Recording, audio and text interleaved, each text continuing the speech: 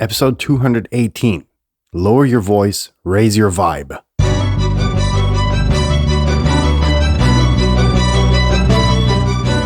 You're listening to the very best podcast in the world on health, wealth, and happiness. Please remember to leave a review and share with all your friends and family. And here is your host, Lars Hilser.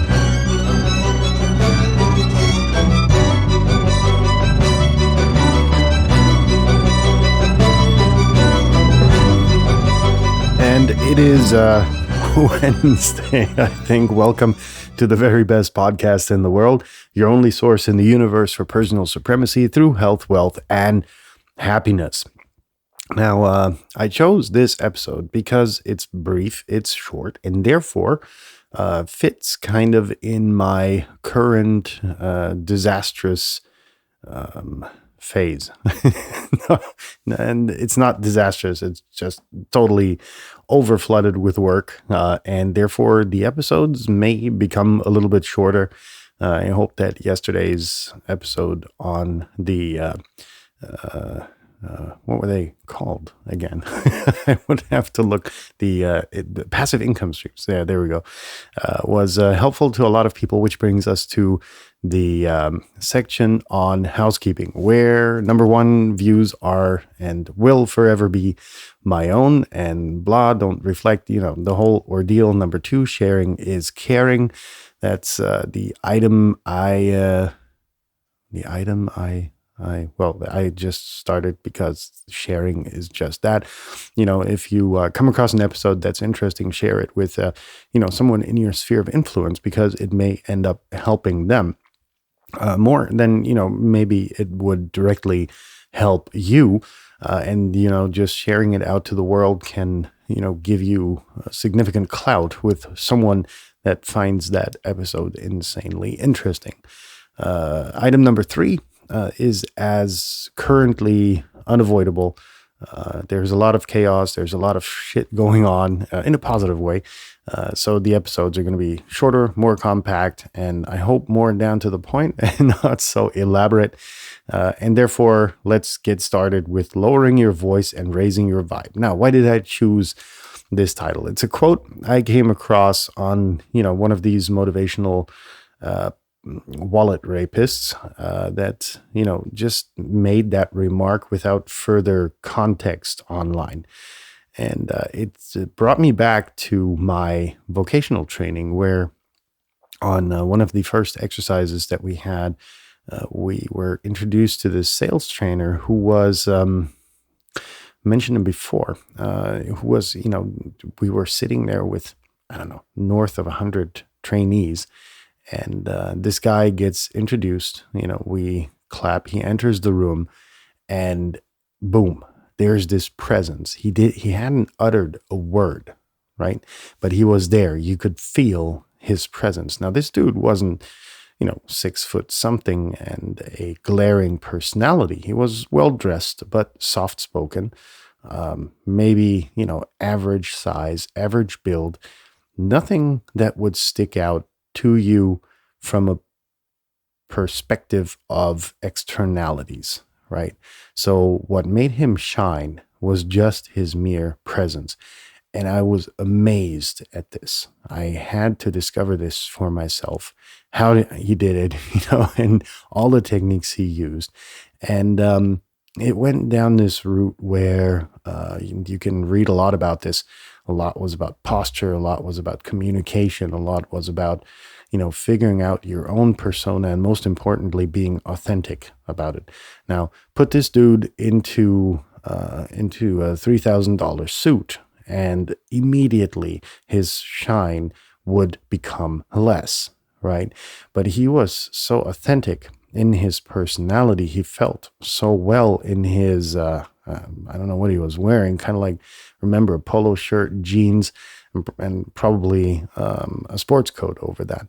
But that made him feel so comfortable, so convincing, so authentic, that it was, just when he entered the room, his presence was just felt. So where did this go for me?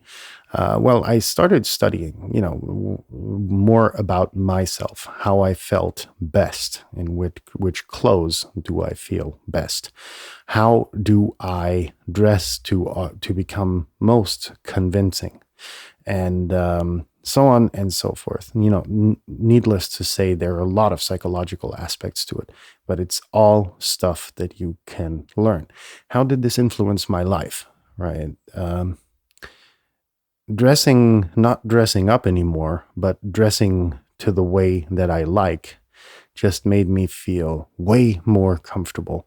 And automatically, I became much more convincing, much more of an interesting person because I wasn't busy straightening my tie. I wasn't busy keep paying too much attention to my externalities, but more about, because my externalities, they were there. They were, almost on autopilot because I, reduced my entire wardrobe to all the stuff that I was merely comfortable with. Now, of course, you keep the monkey suits for funerals or, bank appointments or whatever it was back then. Now I go into the bank in tracksuit because I just don't give a flying fuck anymore. But at that time in my life, it made me just so much more comfortable and so much more on autopilot with my externalities that I could focus more on my inner values. Now, I know this sounds cheesy, but at the end of the day, it's a journey that you are going to have to take for yourself. And, despite the fact that you're going to have a lot of dress codes and a lot of, regulations in terms of how you're supposed to look on the job, right? Kill the job, right? If it involves a uniform or a manicure code or whatever, get rid of it, right? It's about you feeling best. And only then, when you just grab something out of your closet, you don't have to select anymore because everything that's in there, it's just you. Then you can focus much more of your energy on your personality, therefore become a lot more convincing and have a lot more time to focus on the really important things. And that was what made me transition to someone who would walk into a boardroom in a knit sweater and a pair of jeans and my Doc Martens boots. And due to the fact that I was so comfortable, so convincing, so authentic, I never had issues. I remember I was once with this, very prestigious brand client.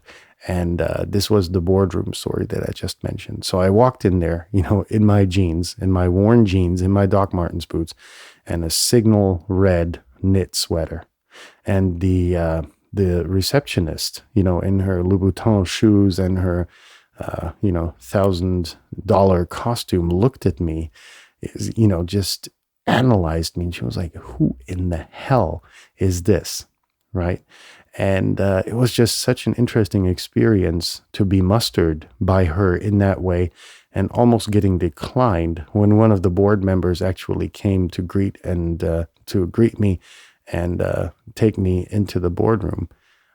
And it was just such an interesting experience that, you do at the end of the day get judged by what you wear. But due to the fact that I was so authentic and so open and so honest, it was just an interesting experience to not be, escorted out the door, but actually taken in.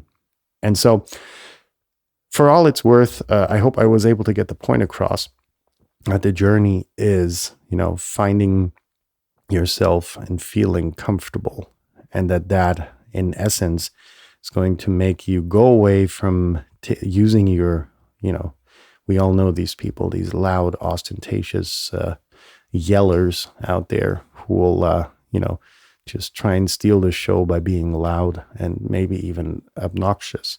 And you don't need to be that. That's the point I was trying to bring across. So in that sense, I hope I was able to make it. And for those of you who are on the journey, use this advice. For those of you who know someone who's on that journey, please share this episode with them. And we'll be in touch tomorrow, folks. Have a nice Wednesday. And if you've already had your Wednesday, have a good night. Leave your hands above the blanket, and we'll be in touch tomorrow. Bye, folks.